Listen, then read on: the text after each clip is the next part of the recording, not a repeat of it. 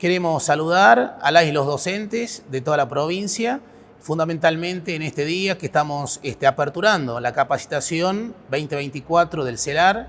En este sentido, tenemos dos cursos de capacitación, uno referido a lo que es el dengue, el diagnóstico, la prevención, y otro referido a la ESI, ¿sí? Educación emocional con perspectiva de género. Así que en este sentido, queremos felicitar y propiciar en las y los docentes de la provincia afiliados al CELAR que realicen estos cursos y fundamentalmente, digamos, que continúen capacitándose.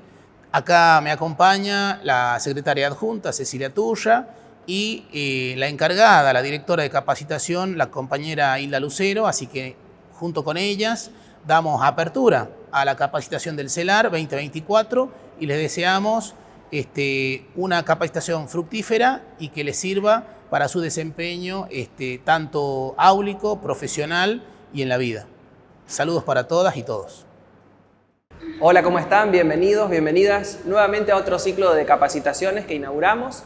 Este año le damos comienzo con una iniciativa muy importante, dadas las circunstancias que atraviesa el país, particularmente el noroeste argentino y nuestra provincia de La Rioja, con la situación epidemiológica dada a través del dengue y a propuesta del sindicato, pero sobre todo de quien nos va a acompañar en la disertación, que tuvo también la iniciativa. Vamos a dar esta capacitación denominada Dengue, Diagnóstico y Prevención, y va a estar a cargo nada más y nada menos que del doctor Rubén Cejas Mariño. Brevemente voy a tratar de resumir su extenso currículum. El doctor es miembro fundador de la Sociedad de Medicina Interna de la provincia de La Rioja y su primer presidente también.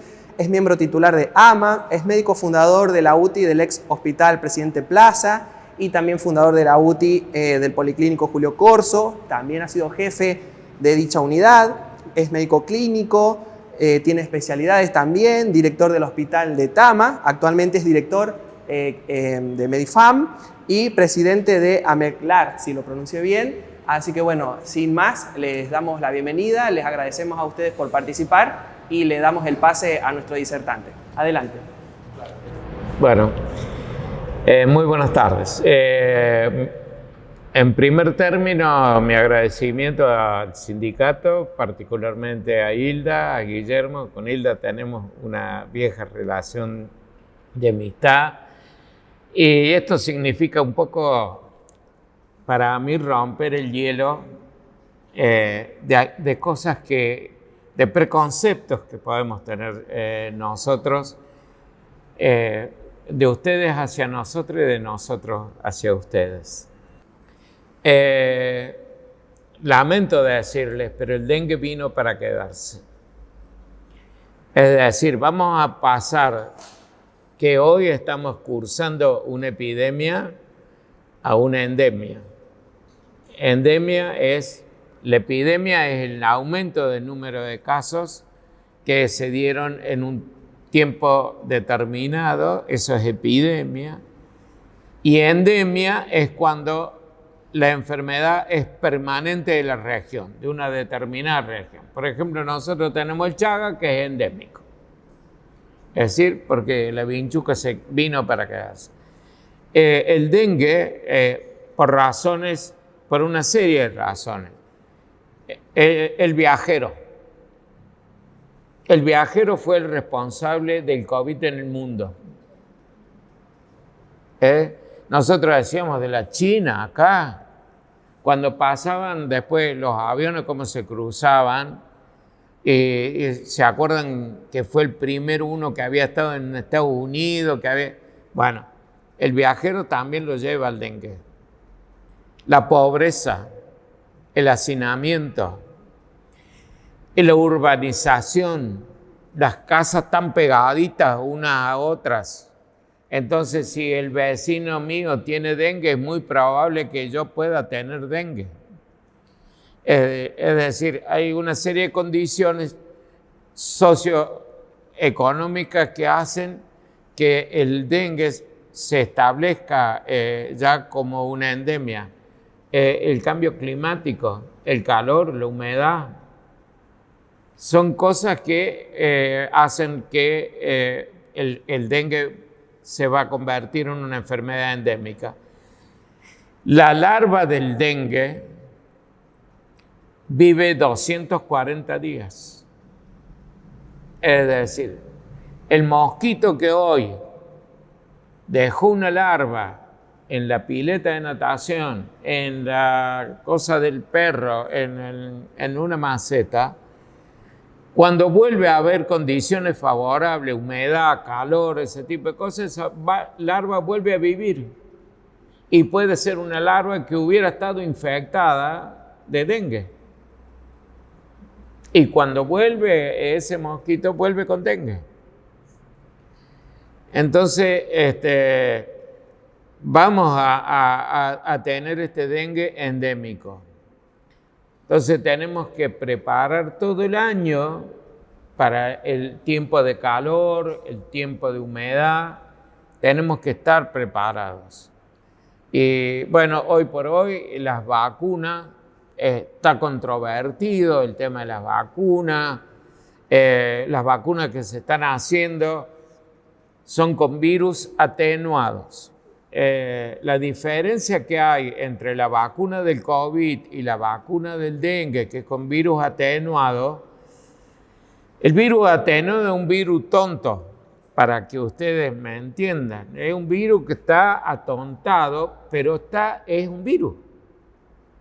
Está atenuado, ni siquiera un virus muerto. Está tonto, pero es un virus. La diferencia con el COVID, que el COVID tenía una plataforma de ARN. El ARN, no sé cómo, el sistema inmune nuestro, nosotros tenemos dos sistemas de defensa. Vamos a compararlo con la ciudad. El primero que ataca son los glóbulos blancos, que vamos a decir que es la policía. Sale, viene algo extraño, lo ataca, lo engloba y lo mata. El sistema inmune es el ejército. Está guardado, no sale siempre, sale cuando se lo necesita. Y el sistema inmune lo que hace es, cuando ubica algo desconocido, yo le voy a decir términos para que usted me entienda, le pone una crucecita, lo marca. Entonces viene el glóbulo blanco y dice, este está marcado, ¡tac! Y lo atrapa y lo destruye. Así funciona el sistema inmune. Y lo reconoce como extraño. ¿Qué lograron con el COVID? No reconocer todo el virus, sino un pedacito del virus. Un ARN, un pedacito que no, bajo ningún punto de vista, puede producir enfermedad. Puede producir algunos efectos colaterales relacionados con la propia acción inmunitaria, sí. Puede producir, hay encefalitis, endocarditis, miocarditis, producidas por el virus, producidas por la vacuna también. Pero el riesgo-beneficio es muy poquito el riesgo en relación al beneficio. Si nosotros no hubiéramos estado con este tema, por ejemplo, hoy estaba hablando con un colega, no fue mal encarada la pandemia en la primera etapa. Pero si hubiéramos vacunado en julio, cuando teníamos todo, cuando se había terminado el estudio Pfizer, y no hubiéramos puesto que estas cosas que por ahí tenemos, que no, porque de Norteamérica, no nos hubiera interesado, tomamos remedio de Norteamérica, tomamos el losartán, el valsartán, es decir, montones de remedio, nos fijamos que la vacuna venía de Estados Unidos, pero era poco coherente eso. Pero nos llevó 8 meses la vacunación masiva. Empezamos en marzo con vacunación masiva. Tarde, con 100.000 muertos. Entonces, esto es lo que nos pasó con la vacuna, con el COVID. Yo pienso que al principio no fue mal encarado, pero después faltaron las otras etapas que no se sumaron. Bueno, vamos a hablar un poco de este dengue. Yo voy a tratar de hablar poquito del bichito lo conocen. Para caracterizarlo, fíjense que tiene ahí. Bueno, ahí lo ven ustedes que tienen las patitas con rayitas blancas. Esa es la característica del mosquito. Es chiquito. Cuando pica generalmente no da comezón. No produce eritema, es decir, no deja rojo. Es decir, que es prácticamente imperceptible. Por ahí nos asustamos cuando decimos, ¡ay, me picó un mosquito! Pero no es el del dengue, porque el del dengue no duele ni de cosa.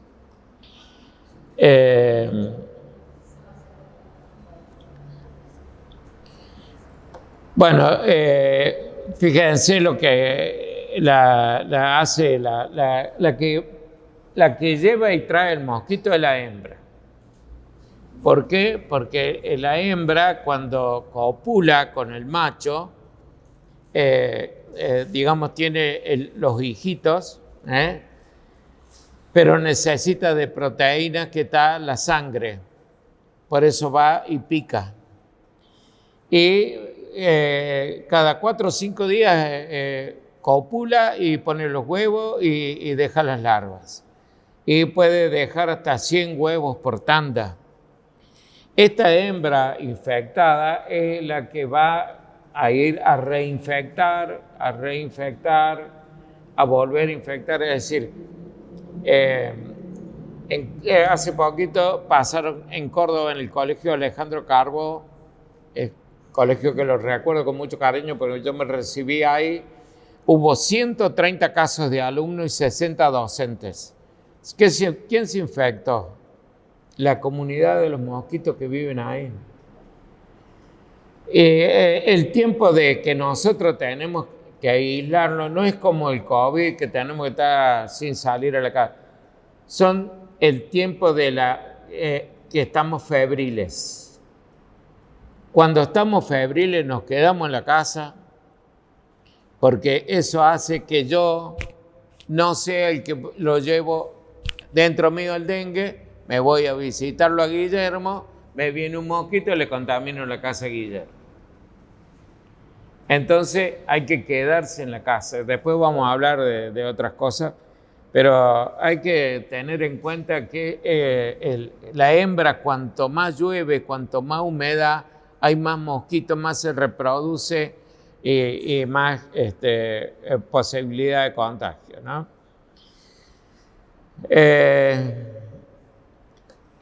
La hembra deja la larva y si la larva la dejó en X recipiente y yo ese recipiente lo llevo a Vinchina, la traslado. Voy trasladando la larva. La larva, cuando siente condiciones de humedad, calor, nace el mosquito y vuelve. Por eso puede trasladarse grandes distancias la larva en una cubierta, en un auto, en muchos espacios. Bueno, el ciclo del mosquito es la hembra pica y bueno, reproduce, es como cualquier maternidad.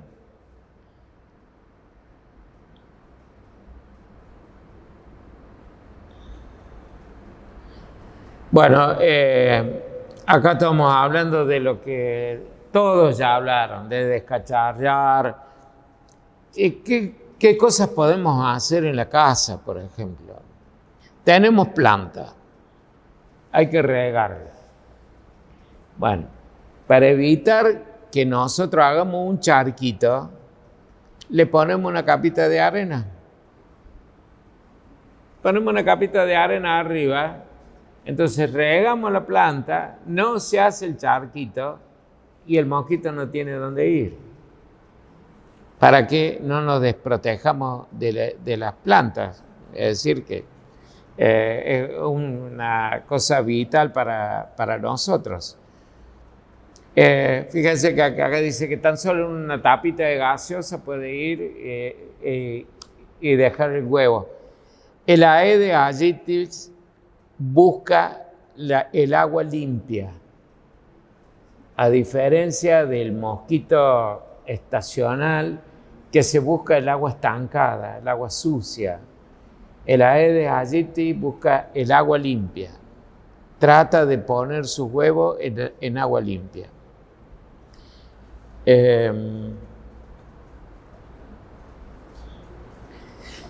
Bueno, ¿dónde habita? Es domiciliario el mosquito. El Aedes aegypti es un mosquito domiciliario, no se traslada más de 50 a 100 metros.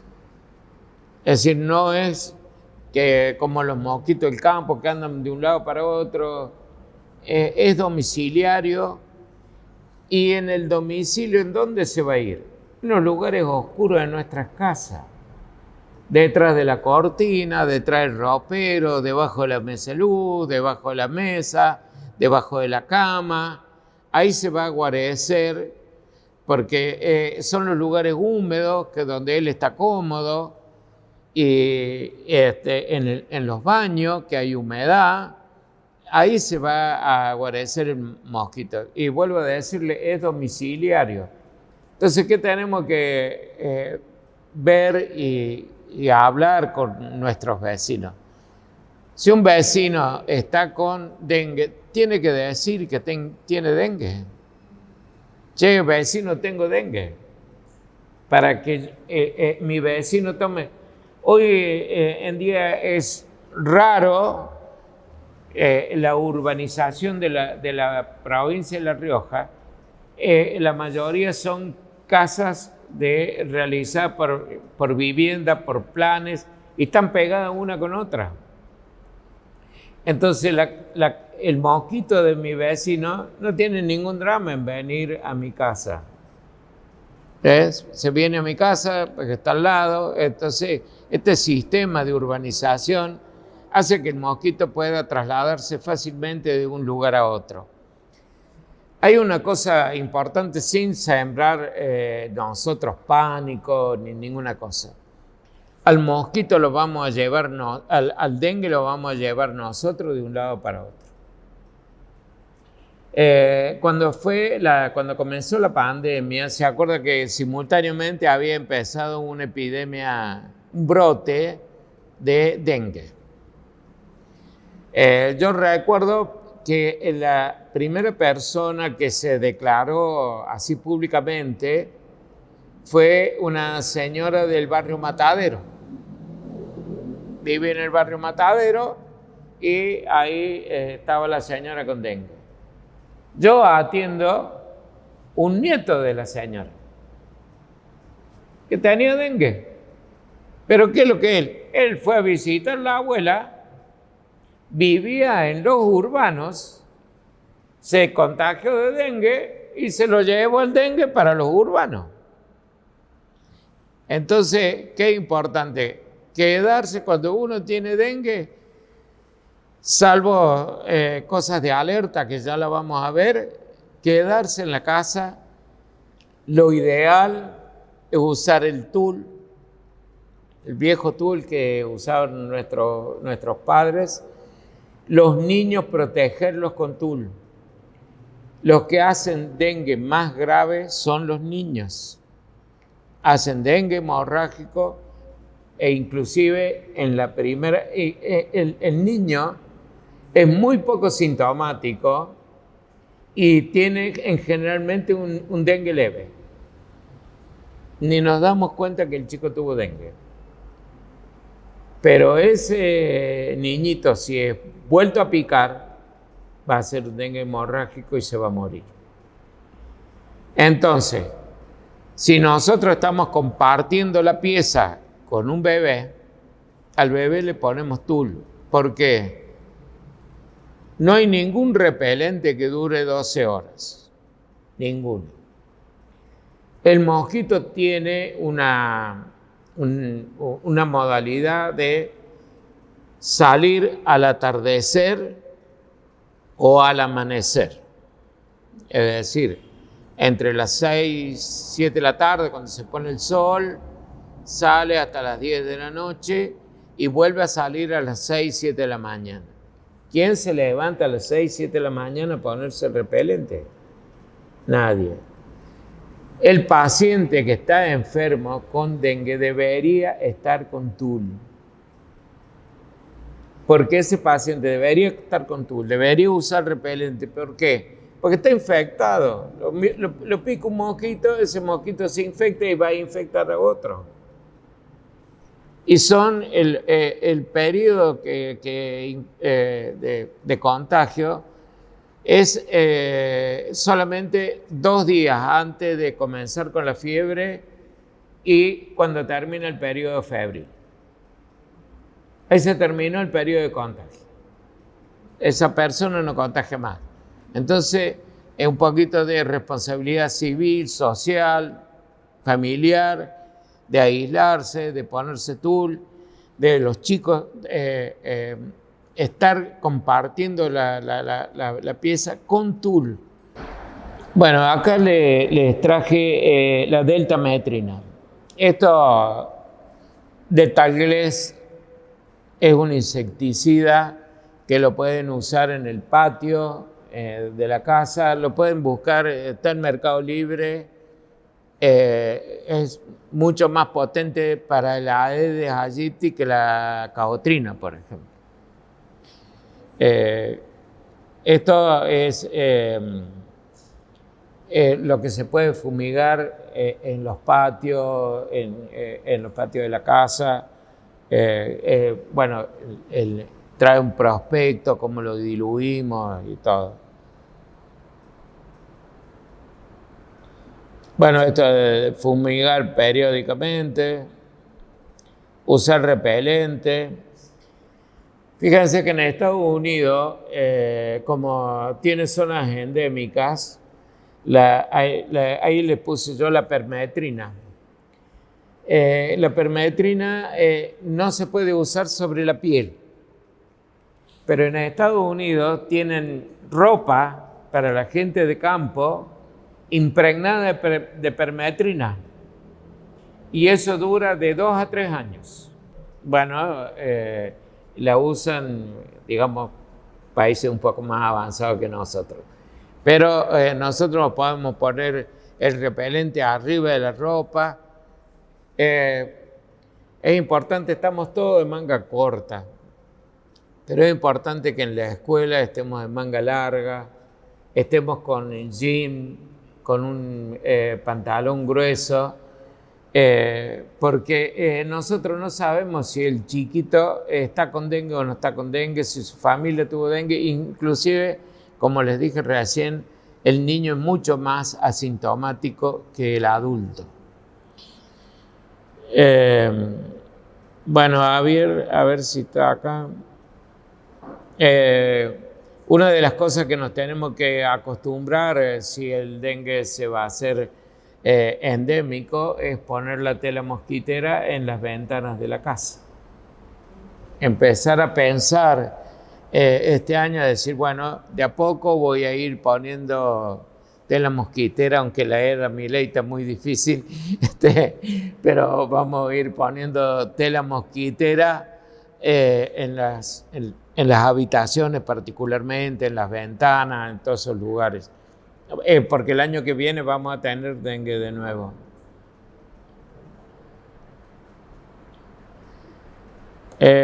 Bueno, acá es de lo que estuvimos hablando. Yo hablé con el ministro porque no solamente hay que desinfectar el hogar, hay que desinfectar las instituciones. Si yo me voy a Rentas y me siento al lado de uno que tiene dengue y resulta que este tiene dengue, lo picó un mosquito, infectó la comunidad de ese edificio y después viene y me pica a mí, yo voy a llevar el dengue a mi casa. Entonces es importante desinfectar. Al mosquito no solamente hay que ahuyentarlo, no solamente la espiral, la citronela, hay que matarlo al mosquito, hay que usar el RAI. Es decir, si tuviéramos bien económicamente cada persona que tiene dengue debería irse con un pack de 4 insecticidas, 4 repelentes y un tul a su casa. De manera de eso evitaría muchos contagios y le aseguro que los gastos en salud serían mucho menores de esa manera como prevención que los gastos que da un paciente con dengue en terapia intensiva, internado, todo ese tipo de cosas, ¿no? Bueno, esto es lo que hablamos de llenar con los floreros, ponerle arena o tierra, no agua. Y bueno, limpiar todo eso que es descacharreo, ¿no? Los síntomas, vamos a hablar un poquito. ¿Qué es lo que hemos visto particularmente en nuestros consultorios? Un dengue con diarrea. Hemos visto mucho dengue con diarrea. El dengue está en la jerga médica como la enfermedad del quebrantamiento muscular. Es decir, el dengue extremo, mucho dolor. La gente no puede ni siquiera levantarse para ir al baño porque le duele el cuerpo una barbaridad. Eso trae como consecuencia deshidratación. Hay un problema fisiológico, ¿no? Es decir, el virus del dengue, a diferencia del virus del COVID, que se acuerdan que se te producía una tormenta de citoquinas, iba al pulmón, dañaba el pulmón. El dengue lo que daña es el endotelio capilar.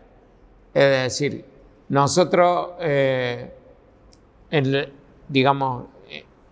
todos los lugares tenemos un capilar para que se produzca el intercambio de oxígeno y anhídrido carbónico y de nutrientes. Un capilar que está conformado por un sistema venoso y un sistema arterial. El arterial trae el oxígeno todo y el venoso es el que lleva todo el desperdicio que le dio esa célula. Lo que hace el virus del dengue rompe el capilar, lo hace permeable al capilar. Cuando lo hace permeable al capilar pierde líquido. Entonces, nosotros, por ejemplo, ¿qué es lo que estoy chequeando ahora en pacientes que me consultan de dengue? El hemograma, el análisis de sangre común con plaquetas. ¿Por qué? Porque yo voy a ver que el hemograma aumenta, pero no es porque aumente la cantidad de glóbulos rojos, sino porque disminuye la cantidad de plasma.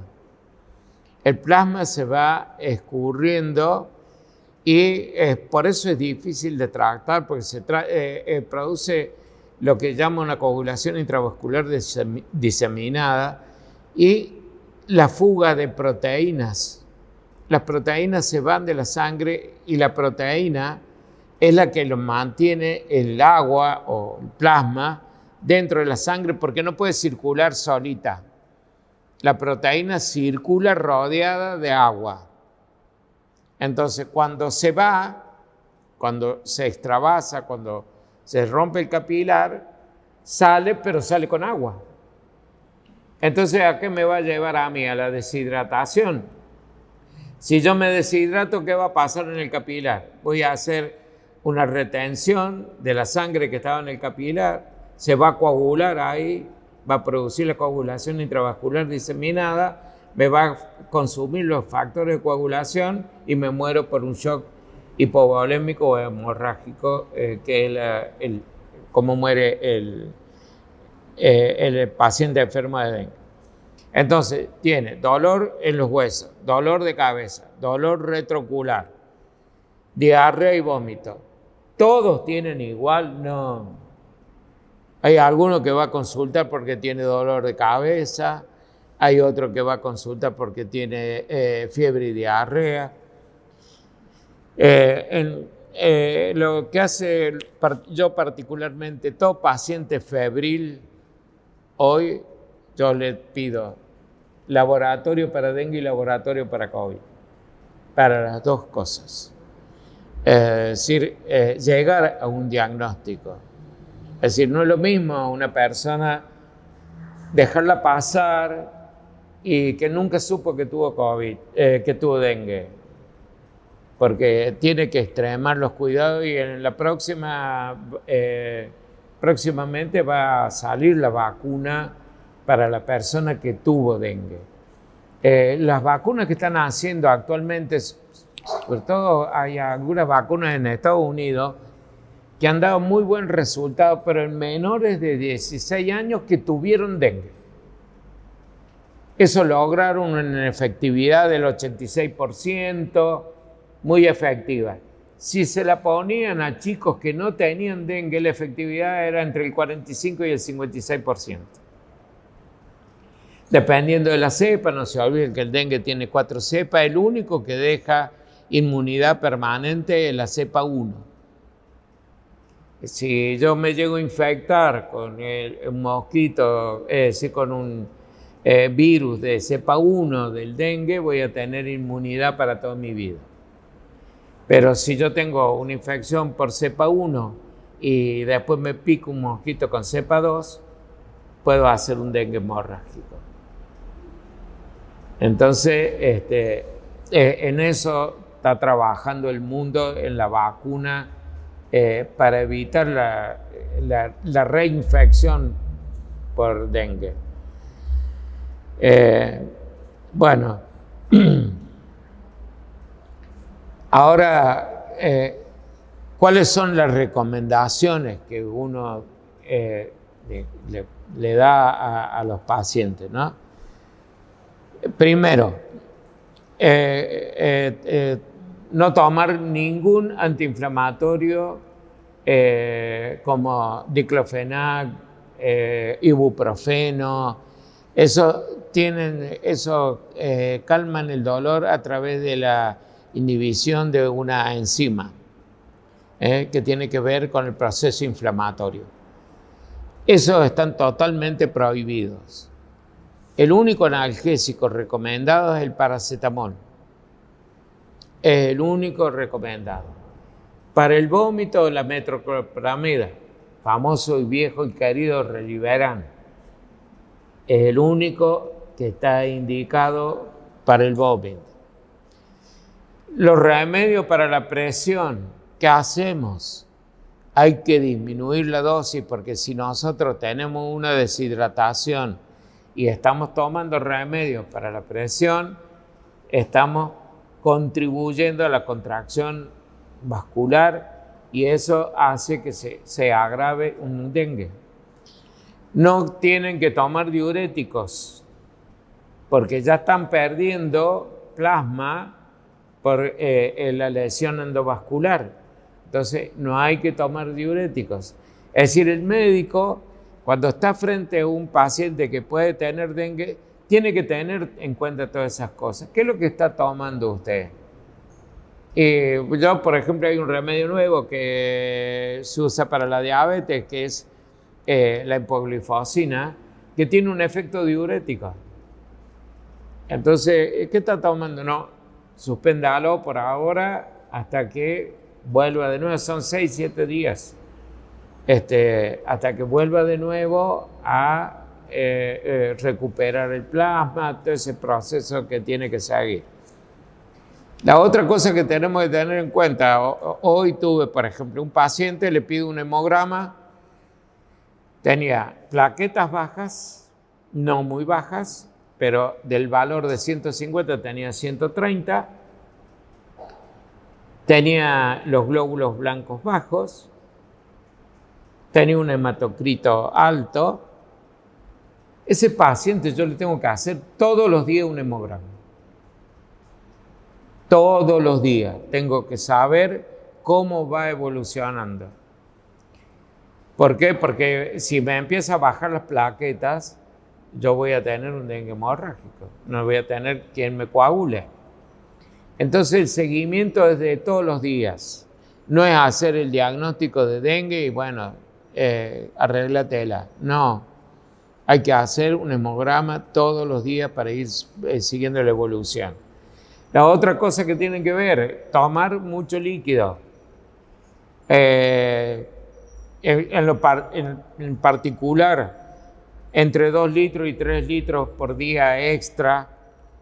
Y en el primer momento del diagnóstico, tomar 1 litro, un vaso cada media hora, alternando un líquido común sin ningún agregado, que puede ser agua, té verde, té de boldo, que lo pueden poner en la heladera, cualquiera de esos té, si lo quieren saborizar, alternando con Gatorade.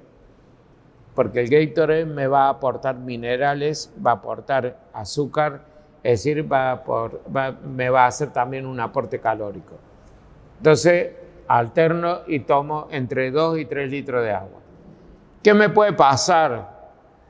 Que de repente estoy viendo que la orina, que era clarita, porque yo estoy tomando 3 litros de agua, orino claro, el riñón tiene el poder de, cuando se siente que no hay agua, es decir, no hay plasma, empieza a concentrar, empieza a no tirar el agua en la orina. Entonces, ¿la orina qué color va a tomar? Va a tomar el color de la cerveza. Cuando se empieza a poner amarillenta, oscura la cerveza, es un signo de alarma. Hay que consultar rápidamente un hospital porque me estoy deshidratando mucho, porque el riñón está concentrando. La otra cosa que voy a tener cuidado es si me estoy cepillando los dientes y me sale un poquito de sangre. Epa, ¿qué pasó? Estoy con un problema de coagulación. Me salió sangre de la nariz, me salieron puntitos rojos, son petequias, me salió un hematoma. Estoy orinando color rosado, como sangre de carne lavada. Ojo, estoy perdiendo algunos puntitos de sangre en materia fecal. Son signos de alarma. Cuando hay signos de alarma hay que consultar para el hospital y ese paciente no puede ser tratado ambulatoriamente. Debe ser internado para compensarlo, evitar que llegue al shock hipovolémico.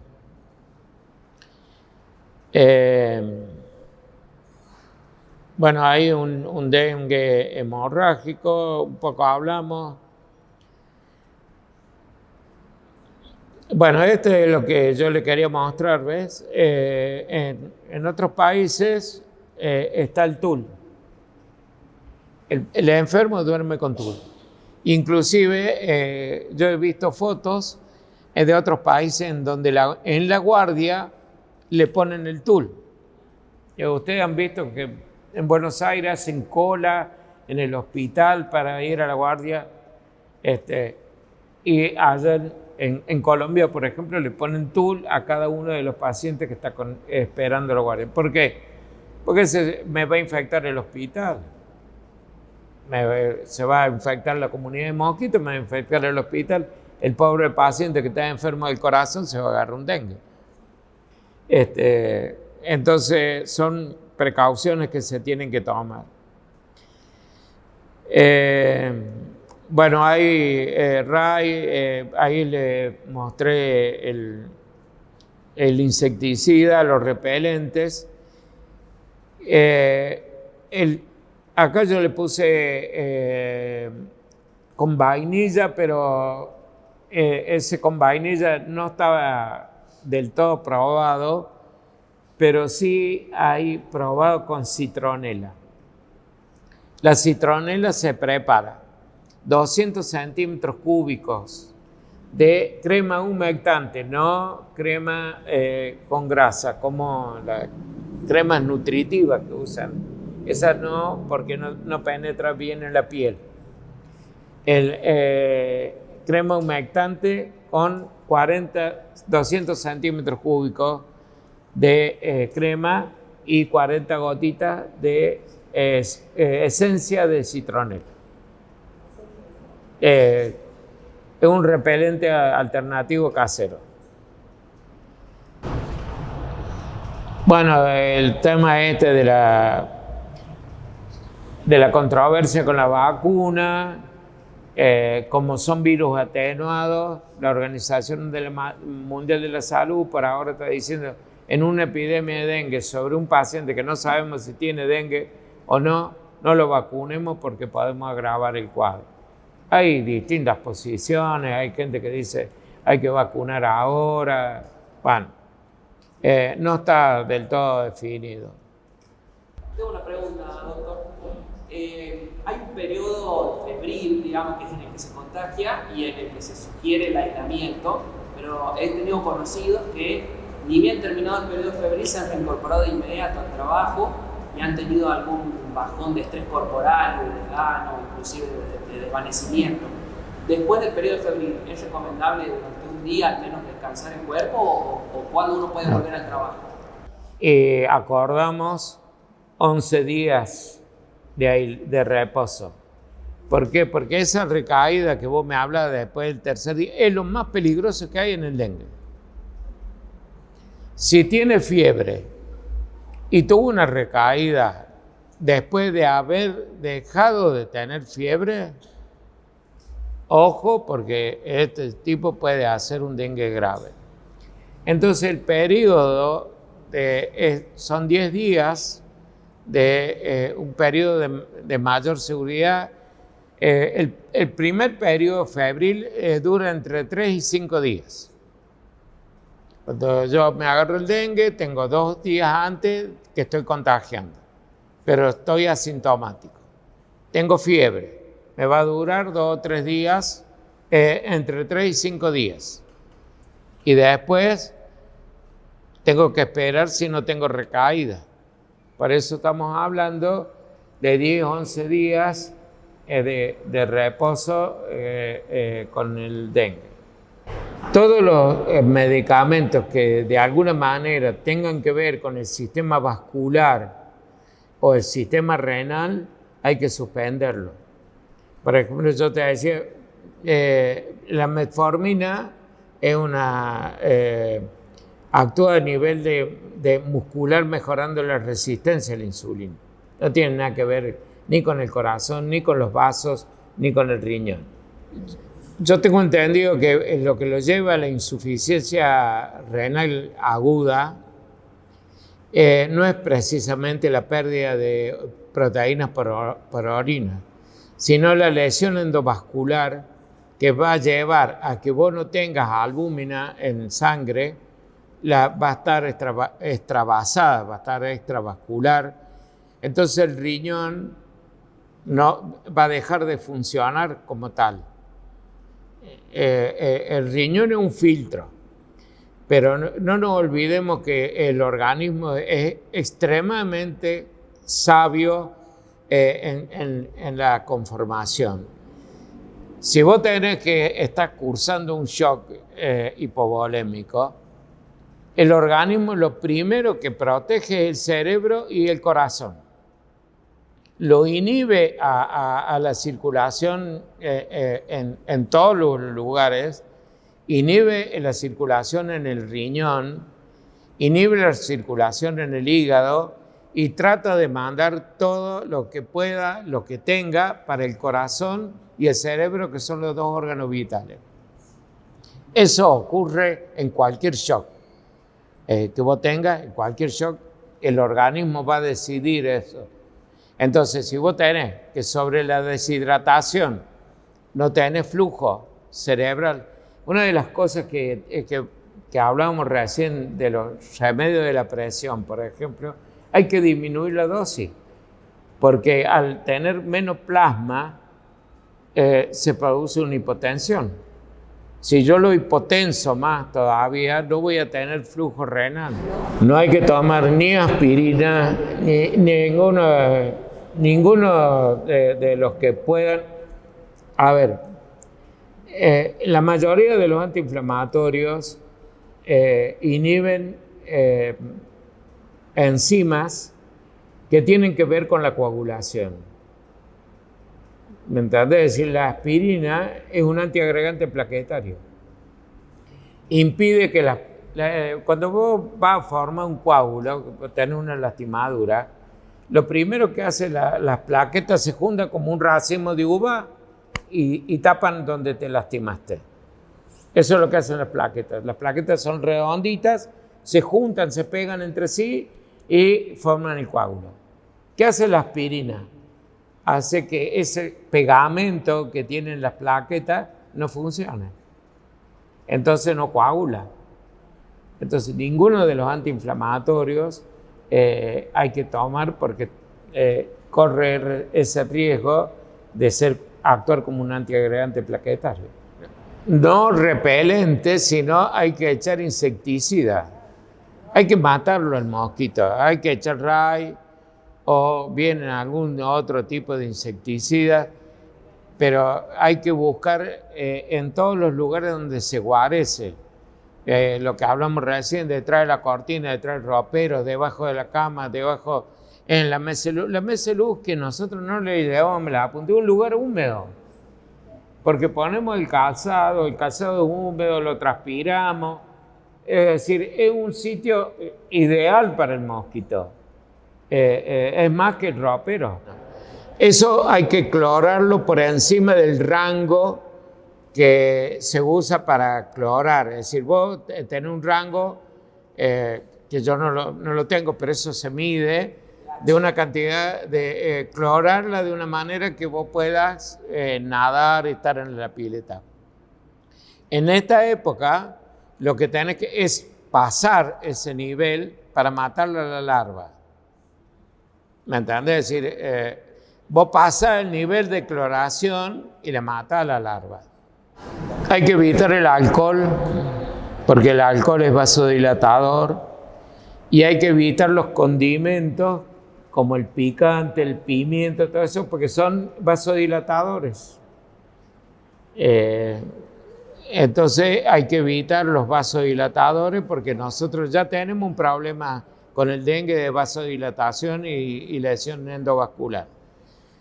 Si usted me dice qué es lo que como, son 4 o 5 días que elijo fruta, elijo proteína, poca harina. La harina es un invento del ser humano. No es intrínseco de la vida animal que tenemos desde hace 60.000 años. Entonces, la fruta, la verdura, la carne son los alimentos básicos y nutritivos, ¿no? Es decir, si vos me dijeras, como se dice antes, hay que desayunar como un rey, hay que almorzar como un príncipe y cenar como un mendigo. A ver, si nosotros tomáramos políticas públicas sin alarmar, ese chico debería quedar en su casa hasta que pase el periodo de contagio de los padres. El niño es mucho más asintomático que el adulto, pero lo lleva el mosquito. Es decir, como yo te decía antes, la transmisión no es así. Como el COVID, que es a través de la saliva, no. Pero si acá hay alguno que tiene dengue, va a contaminar la comunidad de mosquitos con dengue, entonces va a venir otro, se va a sentar acá y se va a infectar de dengue. La fumigación del humito ese, perdón, no sirve para nada. Es decir, cuando vos lo veas, el humito ese que anda ahí, el humito ese lo único que va a matar, y encima andan a las 2 de la tarde, la hora que el mosquito está polillando lo más tranquilamente. Mata el mosquito que está volando. El humito ese sería espectacular si vos lo podés hacer dentro de la casa, porque tiene un insecticida que lo mata a las Aedes. Ese insecticida tiene efecto residual. Si vos lo ponés, una vez por semana puedes fumigar. Bueno, yo tengo la costumbre de, digamos, no fumigar, sino desinfectar mi casa con Fluxam Hogar. El Fluxam Hogar era como era antes la vieja pastilla de Gamesan, que vos la prendes La dejas 4 horas a la casa y después la ventilas. No queda nada dando vuelta.